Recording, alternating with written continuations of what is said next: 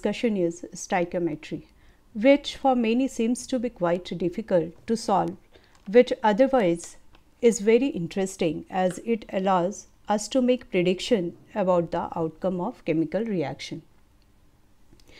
Etymologically, the word stoichiometry is a combo of Greek word stoichion, which stands for element, and metron, meaning measure of elements in chemical reaction.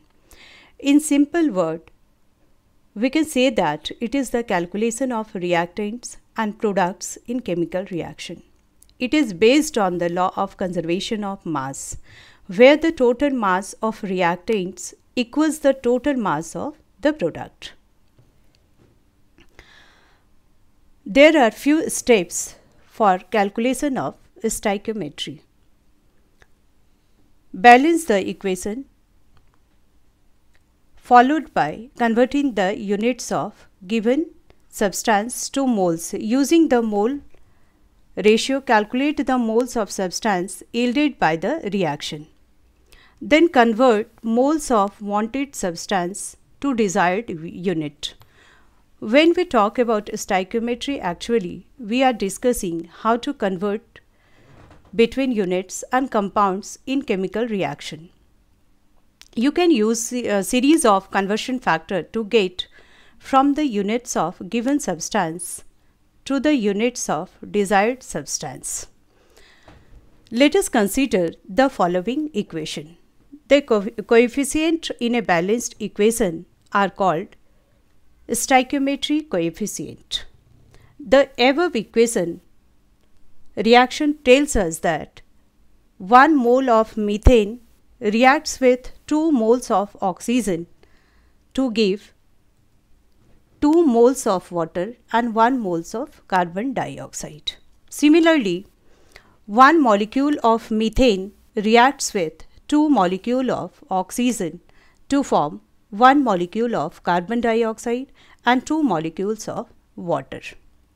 From the given equation, we also know that 16 gram of methane reacts with 64 gram of oxygen to give 44 gram of carbon dioxide and 36 gram of water.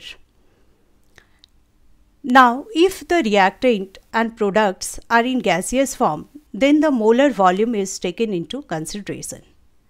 1 mole of any gas occupies 22.4 liters. In the above reaction, 22.4 liters of methane reacts with 44.8 liters of oxygen to yield 22.4 liters of carbon dioxide and 44.8 liters of water. In this numerical, what is the mole ratio of nitrogen to ammonia? Here 1 mole of nitrogen reacts with 3 moles of hydrogen to form 2 moles of ammonia. That means 1 mole of nitrogen produces 2 moles of ammonia. So, the mole ratio of nitrogen to ammonia is equal to 1:2. Students, mole ratio is a conversion factor which relates to the amount of mole of any two substances in a chemical reaction. Moving on to the next slide.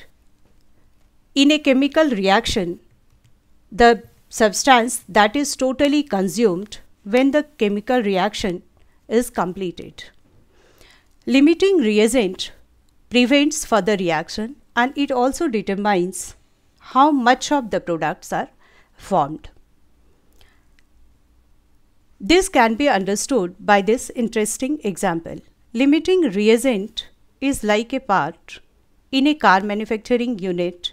If there are 800 gearboxes and 500 car bodies, then the maximum number of automobile will be limited by the number of gearboxes, because each body requires one gearbox and there are enough gearboxes for only 500 car bodies.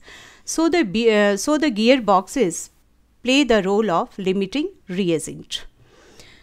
From the given figure, you can also observe that there is complete consumption of limiting reagent in this reaction.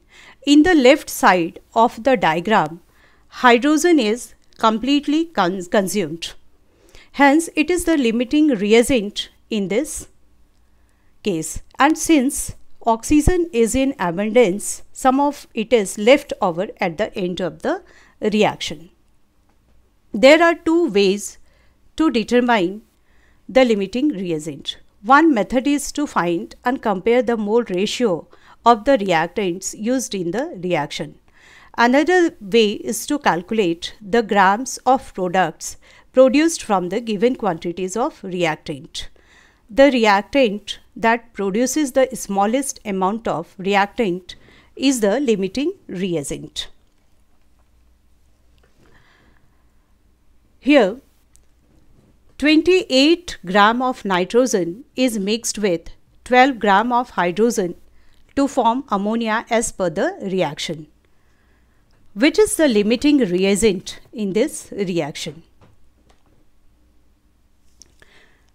From the balanced chemical equation, we know that one molecule of nitrogen reacts with 3 molecules of hydrogen to form 2 molecules of ammonia. In the same way, it also describes that 1 mole of nitrogen reacts with 3 moles of hydrogen to form 2 mole of ammonia.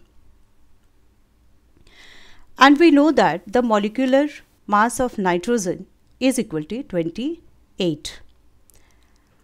So, first of all, we should calculate the number of moles of nitrogen. Number of moles of nitrogen is equal to given mass of the nitrogen divided by gram molecular mass of the nitrogen. Mass is given here 28 grams divided by 28 gram, that is the gram molecular mass of nitrogen. It is equal to 1 mole.